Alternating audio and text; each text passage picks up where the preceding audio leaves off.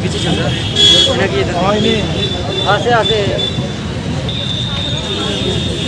बेटियों हम शर्मिंदा है, तुम्हारे कातिल जिंदा है। बेटियों हम शर्मिंदा है, तुम्हारे कातिल जिंदा है। बेटियों हम शर्मिंदा है, तुम्हारे कातिल जिंदा है।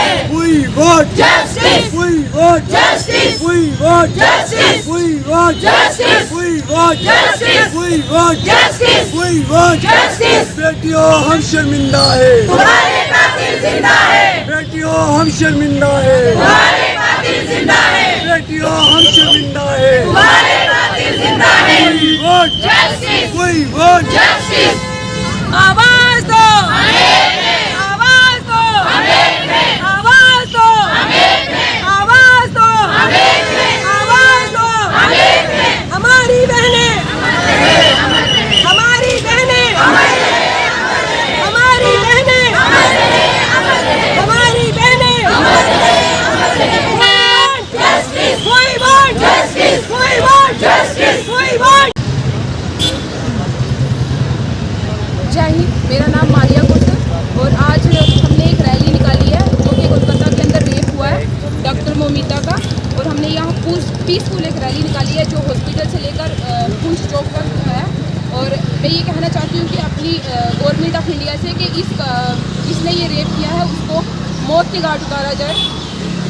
तो टेरिटरीज के अंदर कानून बनाए गए जैसे सऊदी अरब के अंदर इजिप्ट के अंदर इसको फांसी की सज़ा दी जाती है, उसका सर कलम कर दिया जाता है। मैं चाहती हूँ कि उसके साथ भी ऐसा ही हो। अगर इसको छोड़ दिया गया तो हमारे देश की हर बेटी के साथ ऐसा होगा। कोई भी बेटी यहाँ पे सुरक्षा नहीं है, उसके लिए मतलब कोई भी एक्शन लेते ही नहीं है। अगर जो दरिंदा होता है उसको खुला आम छोड़ा जाता है। मैं स्टार्टअप जो एक स्लोगन से करना चाहूँगी नारी शक्ति को लेके। तू आँख उठा तू शस्त्र उठा, तू आँख उठा तू शस्त्र उठा, अब अश्रु नहीं तू आँख दिखा, रोंदे तुझको जो पैरों में उसको करके तू खाक दिखा। ये मेरी ट्रिब्यूट आज हमारी बहन जो कलकत्ता में शहीद हुई, हम इसे शहीदी कहेंगे। शहादत दी है उसने अपने प्राणों की। 36 घंटे ड्यूटी देने के बाद जब वो 2 घंटे आराम करने की अपनी ज़िंदगी के बारे में सोचा तो उस दरिंदे ने उनके साथ ऐसी शर्मनाक घटना जो उनके साथ घटाई है बताते हुए हमें शर्म आ रही है। ये ट्रिब्यूट जो है हम डॉक्टर देवनाथ मोमिता दोबीनाथ के लिए रखा हुआ है, लेकिन सिर्फ ये एक डॉक्टर की कहानी नहीं है, ये हर उस बच्ची की, हर उस मेरी बहन की जो इस दर्दनाक पीड़ा से गुजरी है, उन सबको हम सभी बहनों की ओर से और हमारे जितने भी सिविल सोसाइटी की यहाँ पे पूंछ के NGO से उन सब की तरफ से उनको एक ट्रिब्यूट है।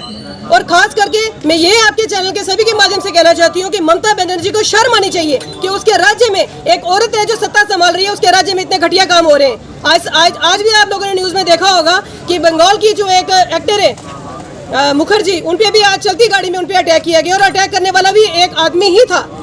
मैं कहती हूँ कहाँ सोया हुआ है हमारा समाज, कहाँ सोई है नारी शक्ति जिसकी बड़ी बड़ी मिसालें दी जाती हैं।